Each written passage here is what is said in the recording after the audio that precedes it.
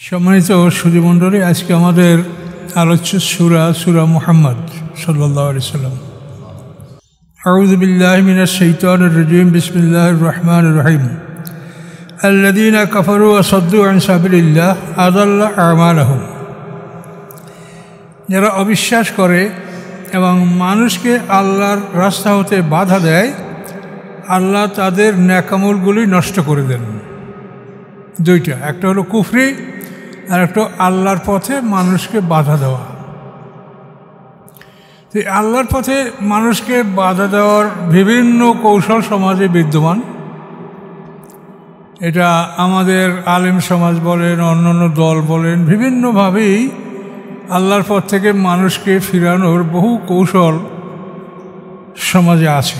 কিন্তু আমরা যত কৌশল করি, আল্লাহ তাআলা সমস্ত কৌশলের উপরে বড় কৌশলী। তিনি জানেন যে তোমার অন্তরের মধ্যে কি আছে।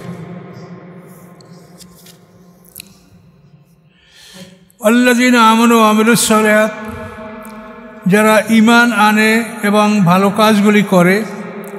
ওয়া আমানু বিমা নুযিলা আলা মুহাম্মদ, এবং তারা ঈমান আনে ওই সব কিছুর উপরে যা আল্লাহ অবতীর্ণ করেছেন মুহাম্মদ সাল্লাল্লাহু আলাইহি ওয়াসাল্লামের উপরে। হুয়াল হক, এবং এগুলি সব সত্য, মির রাব্বিহিম, তাদের রবের পক্ষ থেকে। এইটা যদি করে তা আল্লাহ কী করবেন? কাফফারা আনহুম সাইয়্যাতিহিম, আল্লাহ তাআলা তাদের অপরাধগুলি ক্ষমা করে দিবেন। ও আসলাহ বালাহুম, এবং তাদের অবস্থার উন্নতি করে দিবেন, অবস্থা সংশোধন করে দিবেন। কি কি শর্ত? আমানু আমিলুস সালিহাত, তারা ঈমান আনবে, ভালো কাজগুলি করবে, এবং ঈমান আনবে ওই সব কিছুর উপরে যা আল্লাহ মুহাম্মদ সাল্লাল্লাহু আলাইহি ওয়াসাল্লামের উপরে নাযিল করেছেন, এগুলি সত্য তাদের রবের পক্ষ থেকে। এগুলির উপরে যারা ঈমান আনবে, আল্লাহ বলেন তাদের গুনাহগুলি আল্লাহ ক্ষমা করে দেবেন এবং অবস্থা পরিবর্তন করে দেবেন। যালিকা বিআন্নাল্লাযীনা কাফারু ইত্তাবাউল বাতিল, আল্লাহ বলেন এটা এই জন্য আমি ঘোষণা করেছি যে আল্লাযীনা কাফারু ইত্তাবাউল বাতিল, যারা কাফের তারা বাতিলের অনুসরণ করে। ওয়ান্নাল্লাযীনা আমানু, এবং নিশ্চয়ই যারা ঈমানদার, ইত্তাবাউল হাক্কা, তারা হক সত্যের অনুকরণ করে, মির রাব্বিহিম, রবের পক্ষ থেকে। কাযালিকা ইয়াদরিবুল্লাহু লিন-নাসি আমসালাহুম, আল্লাহ বলেন এভাবেই আল্লাহ তাআলা মানুষের জন্য দৃষ্টান্তগুলি উল্লেখ করেন। ফাইজা লাকিতুমুল্লাযীনা কাফারু ফাদরবার রিকাব, আল্লাহ বলেন যখন তোমরা কাফেরদের মুখোমুখি হও, যুদ্ধে পরস্পর সম্মুখীন হও, ফাদরবার রিকাব, তাদের গর্দানে আঘাত করো, হত্যা করো। হাত্তা ইযা আসকানতুমুহুম, অথবা যখন তোমরা প্রচুর পরিমাণে রক্তপাত করেছ। ফাশুদ্দুল আসাক, তারপরে শক্ত করে তাদেরকে বাঁধো। ইম্মা ফেদা ইম্মা মান্নান বাদু আও ফিদা, শক্ত করে বাঁধার পরে হয়তো তোমরা সাধারণ ক্ষমা করে দিবে তাদেরকে, অথবা তাদের থেকে মুক্তিপণ নিয়ে তাদেরকে ক্ষমা করবে, ছেড়ে দিবে। দুইটা কথা এভাবে করবে। হাত্তা তাদাউল হারব আওজারহা, যতক্ষণ না যুদ্ধ তার ভার কমিয়ে দেয়। আপনারা বলেন যে না, মেঘের ভার এখন কমে গেছে। তো যুদ্ধের ভার কমে না যাওয়া পর্যন্ত আল্লাহ বলছেন তোমরা এইভাবে কঠিন যুদ্ধ করো। কাফেরদের মুখোমুখি হলে তাদের গর্দানে আঘাত করো এবং তাদের মধ্যে প্রচুর রক্তপাত ঘটাও। তারপর তাদেরকে শক্ত করে বাঁধো। তারপর তাদেরকে ইম্মা মান্না ওয়া ইম্মা ফিদা, হয়তো তোমরা তাদেরকে সাধারণ ক্ষমা করে দাও, অথবা মুক্তিপণ নিয়ে তাদেরকে ক্ষমা করো, ছেড়ে দাও।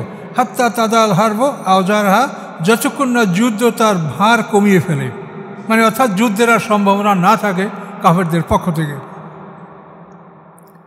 আল্লাহ বলেন যালিকা, যে আমি এই বিধানটা তোমার কাছে কেন দিলাম এটা শোনো। আল্লাহ বলেন যালিকা, এটা এজন্য যে লাউ ইয়াশাউল্লাহু লানতাসারা মিনহুম, আল্লাহ যদি ইচ্ছা করেন তো আল্লাহ তাদের থেকে তিনি নিজেই প্রতিশোধ গ্রহণ করতে পারেন। কিন্তু ওয়ালাকে লিয়াবলু বা'যুকুম বিবা'য, তিনি চান যে তোমাদের এক দলকে দিয়ে অন্য দলকে তিনি পরীক্ষা করবেন। এই জন্য তিনি নিজে কাজটা করেন না, তোমাদেরকে করতে বলেছেন। আল্লাযীনা কুতিলু ফী সাবিলিল্লাহ, যারা আল্লাহর রাস্তায় লড়াই করে, যারা আল্লাহর রাস্তায় নিহত হয়, ফালা ইউদিল্লা আমালুহুম, আল্লাহ তাআলা কখনো তাদের আমল বিনষ্ট করবেন না। সাইয়াদিহিম, অচিরে আল্লাহ তাআলা তাদেরকে হেদায়েত দান করবেন। ওয়ুসলিহু বালাহুম, এবং তাদের অবস্থার সংশোধন করবেন। ওয়াদখিলুহুমুল জান্নাত আররাফা লাহুম, এবং প্রবেশ করাবেন তাদেরকে জান্নাতে, যেই জান্নাতের পরিচয় তাদেরকে দেওয়া হয়েছে, যে তার মধ্যে হুর, গেলমান, দুধের নহর, শরাবের নহর, মধুর নহর এবং যে কোনো পাখির মাংস, এই সব কিছু তোমরা যে জান্নাতের বিবরণ দেওয়া হয়েছে, ওই জান্নাত তাদেরকে দেওয়া হবে। এখন আমরা একটু তাফসিরে যাই। বিষয়টা হলো যে আল্লাহ তাআলা কোন বিষয়টা পছন্দ করেন। তিনি সৃষ্টিকর্তা, তাকে কেউ প্রশ্ন করার অধিকার রাখে না, এটা বলেই দিয়েছেন তিনি। লা ইউসআলু আম্মা ইয়াফআলু হুম ইউসআলুন, তিনি যা করেন তাকে কেউ প্রশ্ন করতে পারে না, বরং অন্য সবাইকেই প্রশ্ন করা হবে। তিনি মহাবিশ্বের মহামালিক, সার্বভৌমত্ব, রাজত্ব তার একারই। তো তিনি দয়ালু, এটা হলো সবচেয়ে তার বড় গুণ। এই দয়ার আশা করেই আমরা কিন্তু আছি যে আল্লাহ আমাদের দয়া করবেন। আমাদের ত্রুটি ধরলে হয়তো আমরা কেউ মুক্তি পাবো না। তো আল্লাহ তাআলা কি জিনিস পছন্দ করেন? আল্লাহ তাআলা পছন্দ করেন যে দুই দল মানুষ আল্লাহর পথে এবং শয়তানের পথে। আল্লাযীনা আমানু ইউকাতিলুনা ফী সাবিলিল্লাহ ওয়াল্লাযীনা কাফারু ইউকাতিলুনা ফী সাবিলিত তাগুত। এই দুইটা গ্রুপ আল্লাহ বলছেন। যারা ইমানদার তারা আল্লাহর রাস্তায় লড়াই করবে, আল্লাহর দিনকে প্রতিষ্ঠা করার জন্য লড়াই করবে। আর যারা কাফের অবিশ্বাসী তারা ইউকাতিলুনা ফী সাবিলিত তাগুত, তারা শয়তানি মতবাদ প্রতিষ্ঠা করার জন্য লড়াই করবে। এই দুইটা লড়াই। এখন আল্লাহর রাস্তা প্রতিষ্ঠা করার জন্য যে লড়াই, এইটা আল্লাহর রসুল এবং তার সাহাবী এরা করেছেন। করার পরে তারা দিন প্রতিষ্ঠা করেছেন, সিরাতাল মুস্তাকিম রাস্তা নির্মাণ করেছেন পৃথিবী থেকে জান্নাত পর্যন্ত। এই সিরাতাল মুস্তাকিম রাস্তা, ইহদিনাস সিরাতাল মুস্তাকিম, এই রাস্তা তারা প্রতিষ্ঠা করেছেন। এবং আল্লাহ রসুল তার শেষ জীবনে ঘোষণা লাভ করেছেন যে আলিয়ম আকমালতু লাকুম দীনাকুম, তোমাদের দিন পরিপূর্ণতা আমি দান করলাম। ওয়াতমামতু আলাইকুম নি'মাতি, এবং আমার নিয়ামতের সমাপ্তি ঘটালাম। নিয়ামত হচ্ছে নবুয়াত এবং রিসালাত, এই দুইটা জিনিসকে নিয়ামত বলা হয়। ইয়া বানি ইসরাঈল আযকুরু নি'মাতি আল্লাতী আনআমতু আলাইকুম, হে বনি ইসরাঈল আমার নিয়ামতগুলি যা আমি তোমাদেরকে পুরস্কার দিয়েছি স্মরণ করো। এই নিয়ামত হচ্ছে নবুয়াত এবং রিসালাত, এটা সবচেয়ে বড় নিয়ামত। এই নিয়ামত লাভ করলে আপনি পরকালে হাজার হাজার কোটি বছরের জীবন, আপনি সুখময় জীবন লাভ করবেন, এটা নিয়ামত। এখন এই যে দুইটা গ্রুপ আল্লাহ সৃষ্টি করছেন, এখন সমস্ত ক্ষমতাই তো তার। এখন তিনি যদি উভয় দলকে বাঁচিয়ে না রাখেন তা যুদ্ধটা কেমন করে হবে? এই জন্য উভয় দলকে আল্লাহ শক্তি দেন যে যেন যুদ্ধ করতে পারে। কাফেরদেরকে নির্মূল করলে তারা যুদ্ধ কে করবে? মুসলমানদের সাথে। আর মুসলমানরা যদি নিপাত হয়ে যায় তাও যুদ্ধে মাঠে কে করবে? এই জন্য দুইটা দলকে বাঁচিয়ে রাখা, এটা আপনি দুনিয়ার খেলাধুলাও দেখেন, সেখানে দুইটা দল পার্টি এটা লাগবে, তাহলে খেলা হবে না। তো আল্লাহ তাআলা এইভাবে দুইটা দল পৃথিবীতে তিনি উভয় দলকেই ক্ষমতা দিচ্ছেন, শক্তি দিচ্ছেন। এর জন্য কখনো কাফেররা জিতে, কখনো মুসলমানরা জিতে। কাজে কেউ সমূলে বিনাশ হয় না। উত্থান পতন আল্লাহ রসুলের জীবন এরকম আপনারা দেখতে পাচ্ছেন। এখন আল্লাহ পছন্দ করেন কি, সেটা হলো আল্লাহ কোরআনে বলেছেন, ইন্নাল্লাহ ইউহিব্বুল্লাযীনা ইউকাতিলুনা ফী সাবিলিহি সাফফান কাআন্নাহুম বুনিয়ানুম মারসুস, যে আল্লাহ তাআলা পছন্দ করেন যারা আল্লাহর পথে সীসাঢারা প্রাচীরের মতো দৃঢ়ভাবে অবস্থান করে তারা যুদ্ধে অংশগ্রহণ করে। আল্লাহর রসুলের কাছে সাহাবায়ে কেরাম জিজ্ঞাসা করছে যে ইয়া রাসূলুল্লাহ, আল্লাহ বান্দার কোন আমলে খুশি হয়? তখন আল্লাহ রসুল বলেন, একজন মর্দে মুজাহিদ উলঙ্গ বক্ষে, অর্থাৎ তার দেহে লৌহ বর্ম পরিহিত নয়, এমতো অবস্থায় সে যুদ্ধ করতে করতে কাফেরের ভিড়ের মধ্যে প্রবেশ করে এবং কাফেরের তলোয়ারে আঘাতে তার কলিজা কেটে দ্বিখণ্ডিত হয়ে যায়। এই দৃশ্য দেখে আল্লাহ তাআলা আনন্দে হাসেন। এখন এই দৃশ্যগুলি তো আমাদের জীবনে আমরা দেখতে পাচ্ছি না, এগুলো রাসূল এবং সাহাবীদের জীবনে ঘটেছে।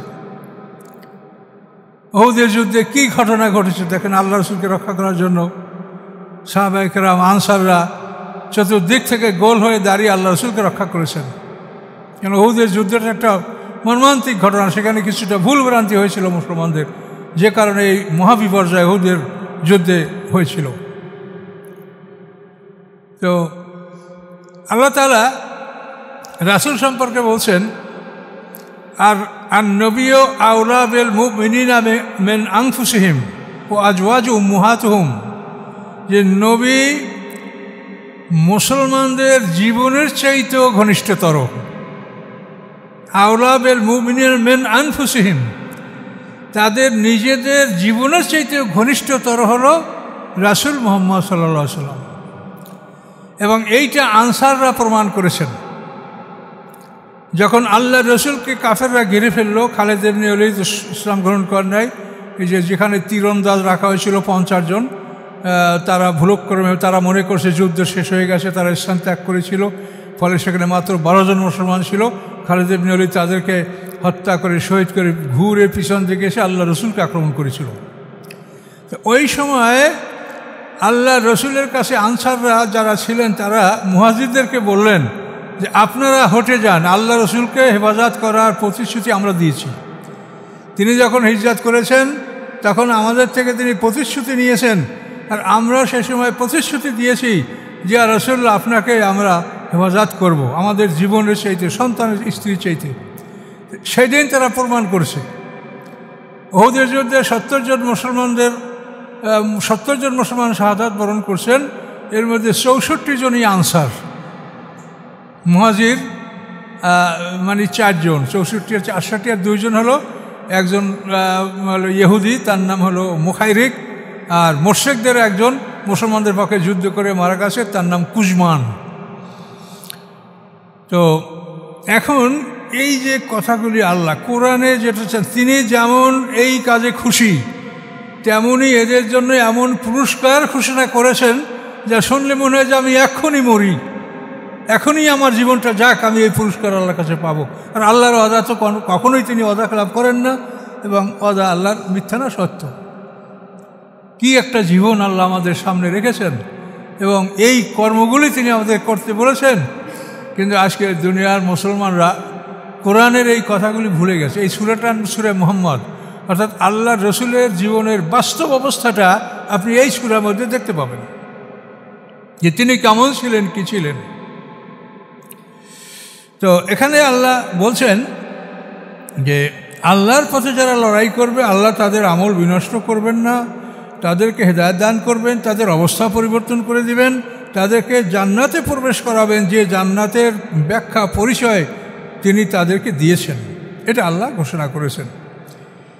ইয়া আইয়ুহাল্লাযীনা আমানু তানসুরুল্লাহ ইয়ানসুরকুম, হে ঈমানদারগণ তোমরা যদি ঈমান আনো, ইয়া আইয়ুহাল্লাযীনা আমানু, হে ঈমানদারগণ, ইন তানসুরুল্লাহ, যদি তোমরা আল্লাহকে সাহায্য করো, ইয়ানসুরকুম, তিনি তোমাদেরকে সাহায্য করবেন, ওই ইউসাব্বিত আকদামাকুম, এবং তোমাদের পাগুলি তিনি যুদ্ধের মাঠে স্থির রাখবেন। ওয়াল্লাযীনা কাফারু, আর যারা অবিশ্বাস করে, ফাতাআশাল লাহুম, তাদের জন্য রয়েছে পদস্খলন, যুদ্ধের মাঠে তাদের পদস্খলন ঘটবে, তারা দৃঢ় থাকতে পারবে না। ও আদাল্লা আমালহুম, এবং তাদের ভালো কাজগুলি আল্লাহ বিনষ্ট করে দিবেন, ডিলেট করে দিবেন, নেকামল তাদের আমলে থাকবে না। যালিকা বিআন্নাহুম কারিহু, এটা এই জন্য কারিহু মা আনজালাল্লাহ, তারা অপছন্দ করে ওই সব কিছু যা আল্লাহ নাজেল করেছেন, ফলে আহবাতা আমালহুম, আল্লাহ তাআলা তাদের আমল নষ্ট করে দেন। আল্লাহ যা নাজেল করেছেন এটা যদি অপছন্দ করে কেউ, তো আল্লাহ তাআলা তার আমল নষ্ট করে দেন। আফালাম ইয়াসিরু ফিল আরদ, তারা কি পৃথিবী ভ্রমণ করে না, ফায়ানজুরু, এবং তারা কি দেখে না, কাইফা কানা আকিবাতুল লাযিনা মিন ক্বাবলিহিম, কি হয়েছিল পরিণাম যারা এদের আগে ছিল, এদের আগে যে জাতিগুলি ছিল তাদের কি পরিণাম হয়েছে। দাম্মারালু আলাইহিম, আল্লাহ তাদের উপরে ধ্বংস চাপিয়ে দিয়েছিলেন।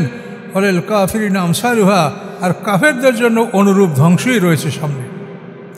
জালিকা ইহা এজন্য বিআন্নাল্লাহ মাওলাল্লাযিনা আমানু, যে নিশ্চয়ই আল্লাহ তাআলা মুমিনদের বন্ধু অভিভাবক, ওয়ান্নাল কাফিরিনা লা মাওলা লাহুম, এবং নিশ্চয়ই যারা কাফের তাদের কোনো অভিভাবক নাই।